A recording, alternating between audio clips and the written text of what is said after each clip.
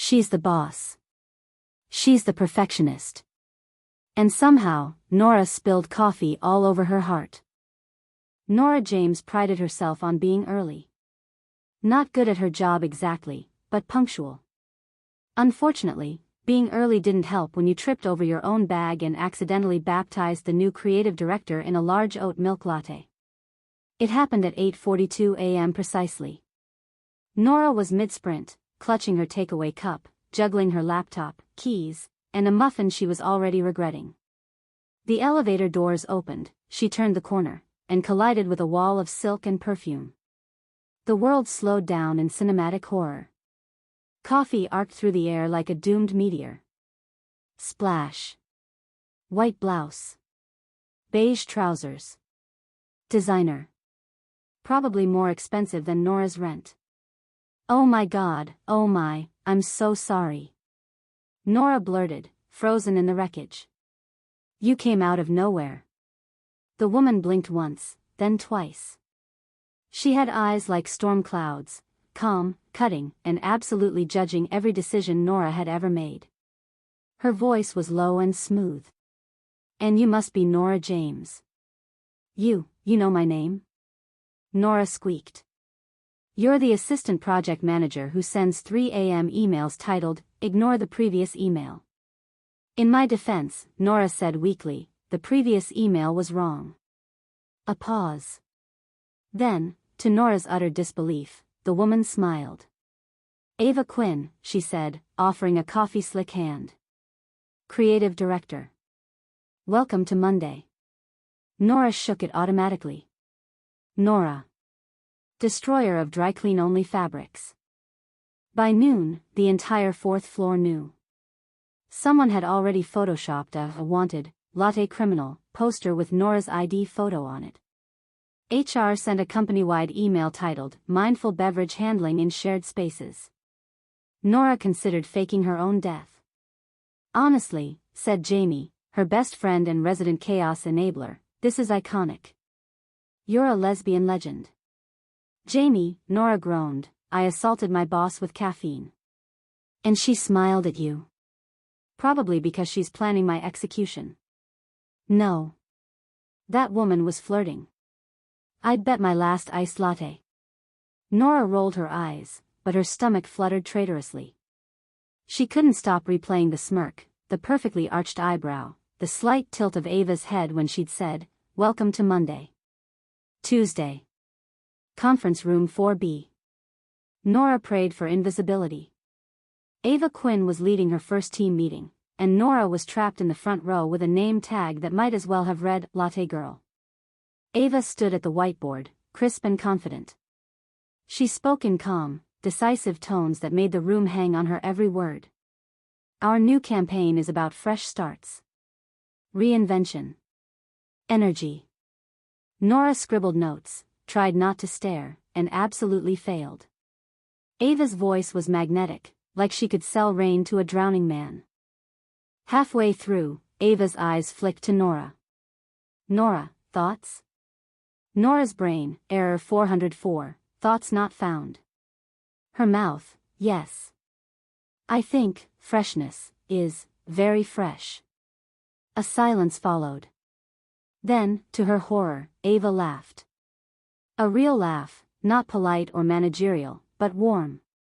I'll take that as a yes, she said, still smiling. Fresh it is. Nora sank into her chair, cheeks burning. Jamie texted from across the room, she laughed at your joke. She wants you. Nora's reply, I am having a stroke. 2 days later, Nora thought she could finally go one full day without humiliating herself. The universe said, challenge accepted. She stepped into the elevator, and of course, there was Ava. Alone. Smelling like cedarwood and confidence. Morning, Ava said. Hi, Nora said, voice 3 octaves too high. The elevator jerked. Stopped. Lights flickered.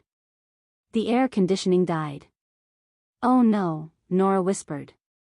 Ava sighed, checked her phone. Looks like maintenance again. We're trapped. Temporarily. Temporarily, as in 5 minutes, or until I die here and haunt this elevator forever? Ava smirked. Hopefully the first one. They stood in silence for a moment. Nora tried not to hyperventilate. Then, Ava spoke again, casually. So, you really don't need to be nervous around me, Nora. Nervous? I'm not nervous. You're my boss. Who's extremely beautiful. I mean capable. Professionally capable. Okay, maybe a little nervous. Ava laughed, that same warm, low laugh that made Nora's brain melt like butter. The elevator doors finally opened. See? Ava said. No haunting required. Not yet, Nora muttered. Give me another meeting. Every employee's worst nightmare arrived, the annual team-building weekend. Location, a countryside lodge. Dress code, business casual and enthusiasm. Translation, mosquitoes and humiliation. As fate would have it, Ava and Nora were paired for the trust challenge. You're blindfolded, Ava said, voice calm. I'll guide you through the course. Oh great. Nothing says trust like walking into trees. You'll be fine. Just follow my voice. That's what they said in every horror movie ever. It went about as well as expected. Nora tripped over a cone, screamed, and somehow tackled Ava into a hay bale. Both landed breathless, laughing uncontrollably. You okay? Ava asked. I've never been more alive, or more covered in grass, in my life. Later that night, rain poured, thunder crashed, and someone suggested a bonfire that immediately went out. Nora found herself beside Ava under the same umbrella. Their hands brushed, once, twice, before Ava's fingers curled gently around hers. You're shaking, Ava said softly. That's because you're holding my hand, Nora replied. The kiss that followed was hesitant, electric, and completely against HR policy. Monday morning. Back to the office. Ava Quinn, creative director. Nora James, assistant project manager. Two women who had definitely not kissed in a thunderstorm. Absolutely not. At least, that was the official company position. In reality, Nora's brain was fried. She couldn't look at Ava without remembering the rain, the umbrella, the taste of coffee and electricity. But at 9:01 a.m., Ava walked past her desk, calm, unreadable, perfect as always, and whispered. Morning, James. Staff meeting in 10. Try not to spill anything this time. Nora's entire bloodstream screamed, oh no, she's flirting again. By Tuesday, the flirting had gone digital. Ava, direct message reminder, presentation slides due tomorrow. Nora, on it. 90% done. Ava, good. Don't stay too late. Nora, I'd stay all night if you asked. Ava, was that supposed to be professional? Nora, no. Ava, see me in my office. Nora spent the next 3 minutes hyperventilating and whisper screaming to Jamie. She said see me in my office. That's boss language for you're fired. No, Jamie said, smirking. That's gay language for close the door. Ava's office smelled like sandalwood and danger. Nora stood awkwardly by the desk, clutching her laptop like a shield. You wanted to see me? Yes, Ava said, eyes not leaving her computer. About that message. I swear it was autocorrect. I meant to say, file night? File night? Yeah, it's a new productivity term. Very corporate. Ava looked up slowly, a smile tugging at her mouth. You're terrible at lying. It's part of my charm? Possibly. Ava closed her laptop. We need to be careful. You know that. I know. HR has strict rules about relationships between management and staff. Right. Strict. Serious. Pause. So, Nora said, how strict are we talking? Ava laughed, quietly. Get out before I change my mind. Nora left with her heart doing parkour. For the next few weeks, they lived double lives. In the office, polite professionalism. Outside, chaos, laughter, whispered goodnights over takeout and Netflix. They had rules. No touching in meetings. No texting during work hours. No calling Ava, babe, in front of clients. Nora broke all three by Thursday. Once, during a brainstorming session, she absent-mindedly doodled Mrs. Ava James in her notebook. Ava saw it. Raised one eyebrow. The entire room thought she was analyzing the sales chart. Another time, Nora's Slack notification pinged across the shared projector screen. Ava, miss you. The silence was deafening. Nora said, sweating. That was, my mum. Her name's Ava. Your mum's name is Ava, the intern asked. Yes. She misses me. Professionally. December arrived, with tinsel, eggnog, and inevitable disaster. The Marlow and Finch annual holiday gala was the kind of event where everyone pretended to love each other while secretly plotting promotions. The open bar didn't help. Nora wore a red velvet dress that screamed trying too hard. Ava arrived in black silk that made the entire room go silent. Even the CEO forgot his speech. Jamie cornered Nora immediately. You two have been staring at each other all night. No, we haven't. Yes, you have. You're one longing glance away from a scandal. I'm being subtle. You're holding a mistletoe emoji napkin. As the night went on, the music got louder, the lights softer. Nora ended up near the dance floor, pretending to care about small talk. Then Ava appeared beside her, glass of wine in hand.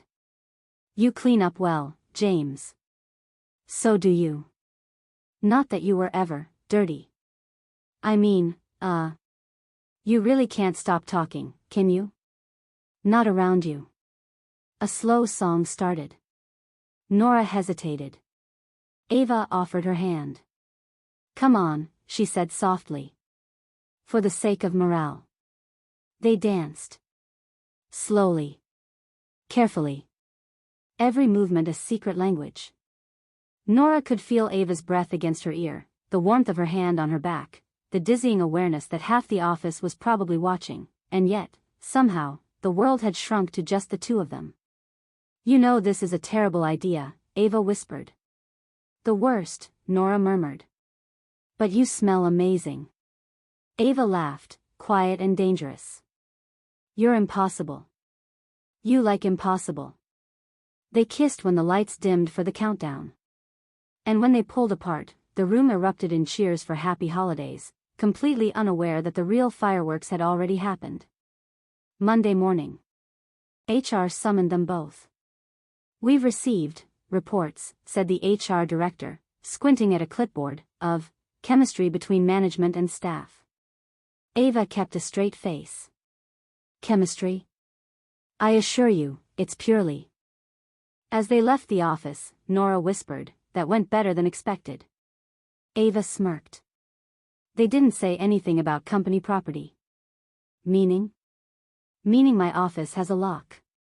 Spring came, campaigns launched, and the latte incident finally faded from company legend. Nora got promoted. Ava finally took a vacation. Together, they left the office behind for a week on the coast. No deadlines, no HR forms, no pretending.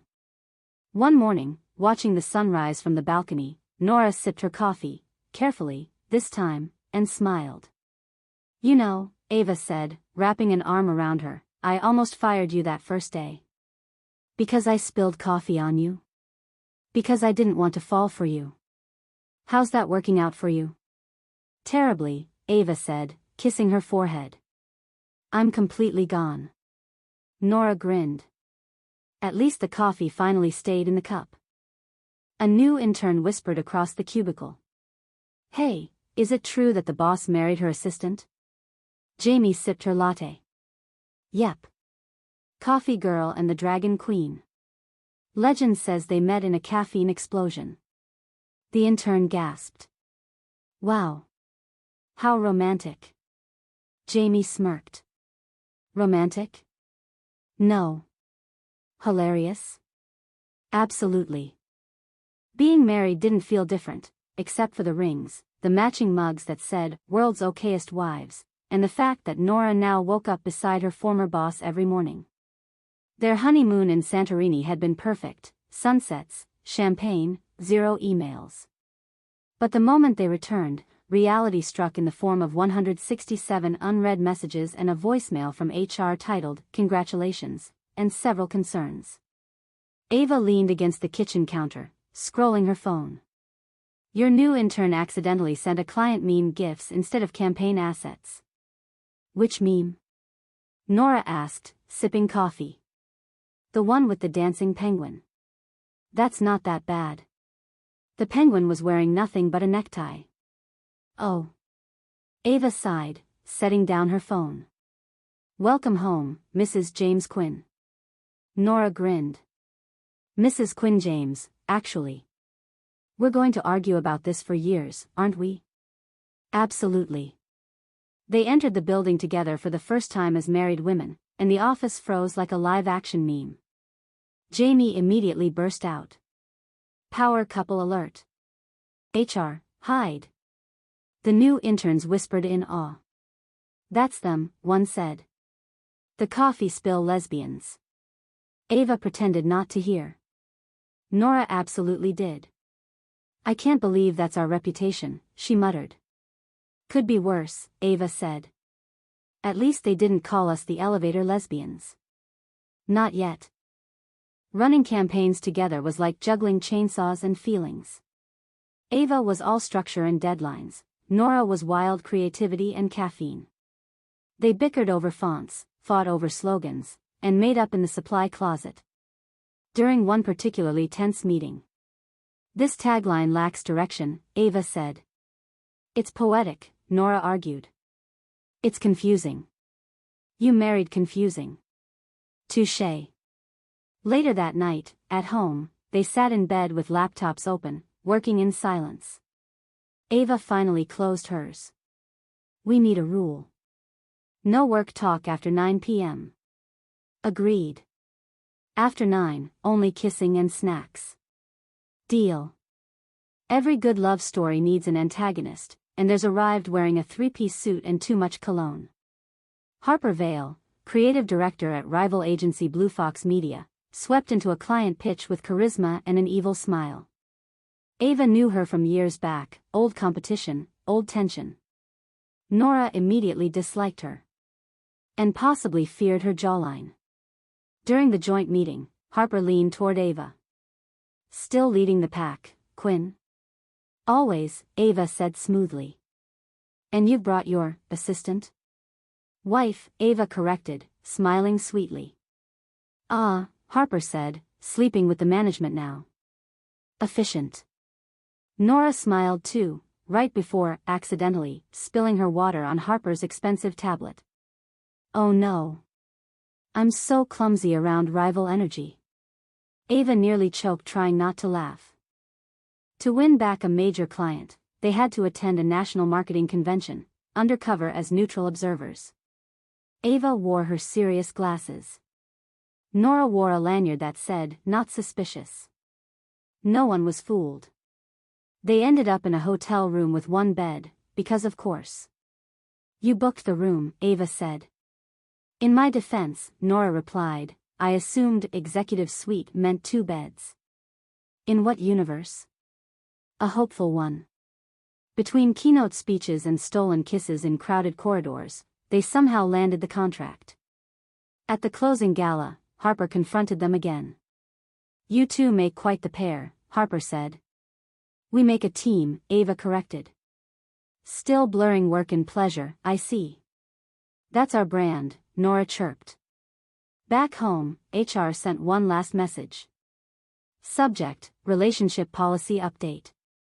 Body, fine. We give up. Just don't make out in the meeting rooms. Nora printed it, framed it, and hung it in the office kitchenette under a sign reading, "Mission accomplished." Ava rolled her eyes, smiling. "You're impossible. You married impossible." "Remind me why?" "Because I make you laugh. And because you love chaos." "I do," Ava admitted. "But only when it's you." 1 year later, Marlow and Finch launched their biggest campaign yet. TV spots, billboards, the works, themed around second chances.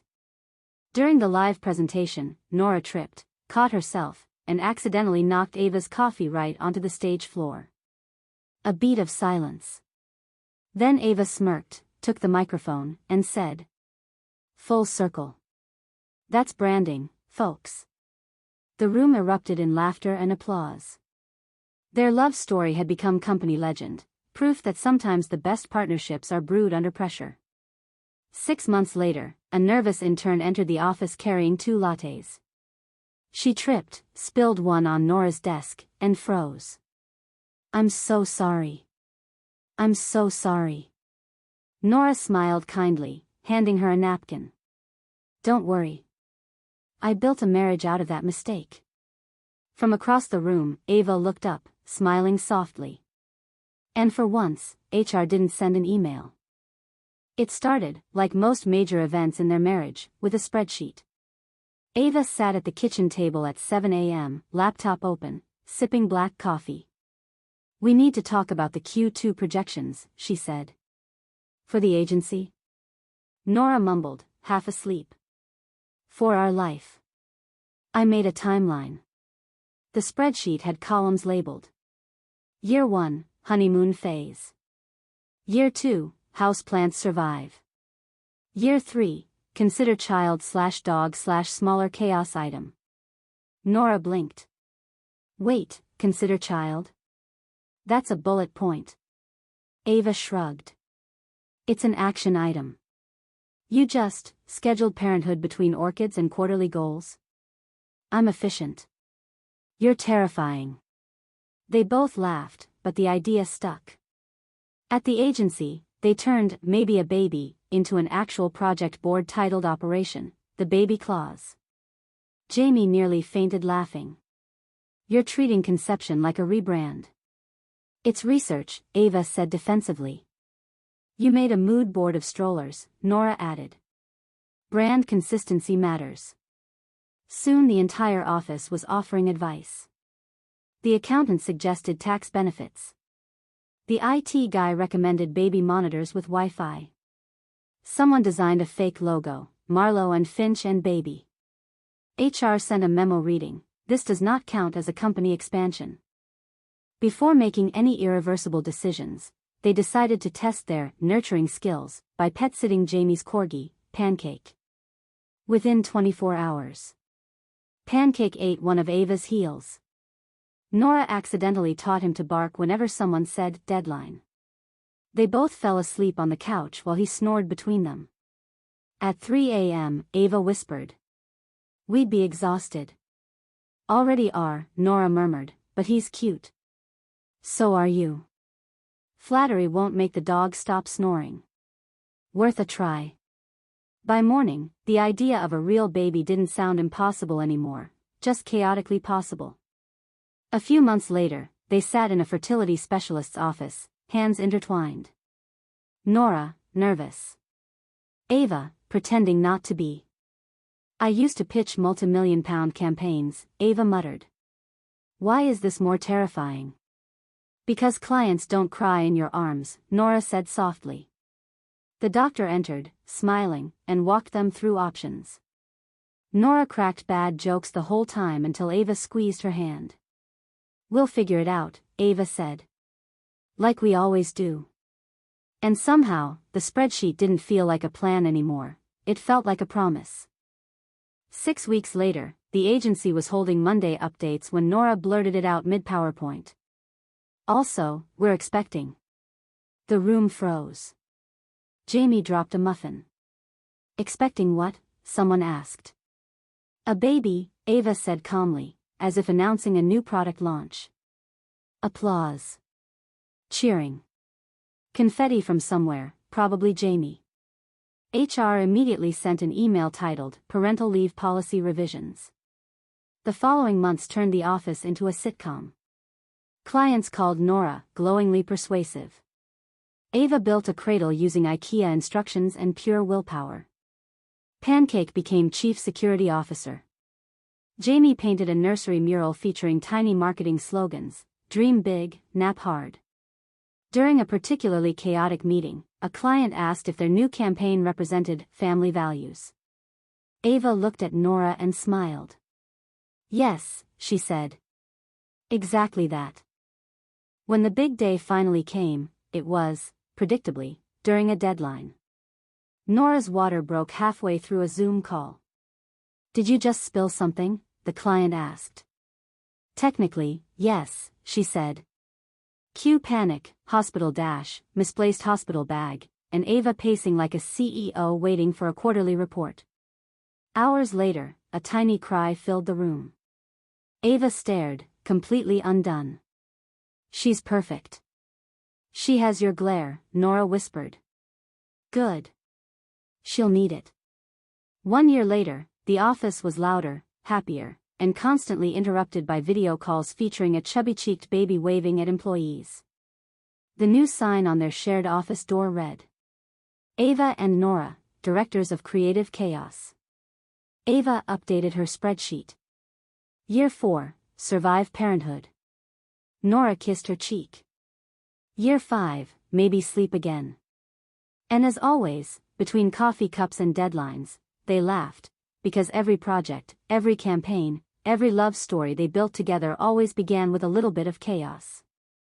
By the time little Hazel Finch Marlow turned 5, she had already held 3 meetings with her stuffed animals. Fired Pancake, twice. Negotiated extra bedtime stories using brand leverage. Ava swore she'd never been prouder, or more terrified. She's like you, Nora teased one morning. No, Ava said. She's worse. She's got your charm and my ruthlessness. That's a lethal combo. Hazel, wearing Ava's reading glasses and Nora's scarf as a cape, stomped into the room. Attention, team. Pancake has rebranded as Sir Pancake. He demands more snacks. And just like that, the household burst into laughter. It started as a sweet idea, let's show Hazel where Mummy and Mama work. By 10 a.m., Hazel had drawn mustaches on all the marketing posters. Announced she was Creative Director Junior. Replaced every slogan on the whiteboard with Naps equals profits. Snack break is innovation. Jamie adored her. Finally. Someone who gets it. When Ava tried to scold her, Hazel folded her arms and said, Mama says creativity comes from breaking rules. Nora, from across the room, coughed suspiciously. I said some rules.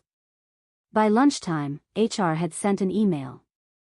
We love Hazel, but please remind her that the stapler is not a toy. One evening, Nora was editing footage for a new client campaign, a touching piece about modern families. Hazel climbed into her lap. Are we a modern family? We're a loud one, Nora said. That's modern enough. Ava passed behind them, hair messy, baby food stain on her shirt, holding a half-written proposal. You're both in my shot, Nora teased. Good. The people need to know what exhaustion looks like, Ava replied. Later that night, Nora added a final voiceover line. Love isn't perfect. But it's consistent, even through the chaos. When the campaign aired, clients cried. Viewers messaged. And Ava? She cried too, though she claimed it was just allergies. Years later, the agency had doubled in size. Marlow Finch was a creative powerhouse. And one day, a prestigious client invited the entire team to a high-stakes pitch meeting in London. Ava stood at the head of the table, confident, calm. Nora set up the presentation. Hazel, now 12, had begged to come along, for inspiration. Halfway through the pitch, the client asked, What makes your agency different? Hazel stood up and said proudly, They love each other. That's why everything they make feels real. Silence. Then applause. The client signed the deal on the spot. 20 years later, Hazel sat at the same desk where her mother's once worked, now CEO of Marlow Finch Creative. On the wall hung a framed quote from Ava. "Good ideas are born from chaos." And beneath it, one from Nora. "And chaos is born from love." She often caught herself laughing at memories: Pancake snoring, Nora's documentaries, Ava's terrifyingly organized spreadsheets. Every now and then, she'd still call them for advice. "Mum, what do I do when the team disagrees?" "Bring snacks," Nora said. "And data," Ava added. "Both. Always both." Hazel smiled, looking at their faces on the screen, still teasing, still in love, still unstoppable. On the agency's 30th anniversary, the entire Marlow Finch team gathered in their new office rooftop garden. Ava gave a toast.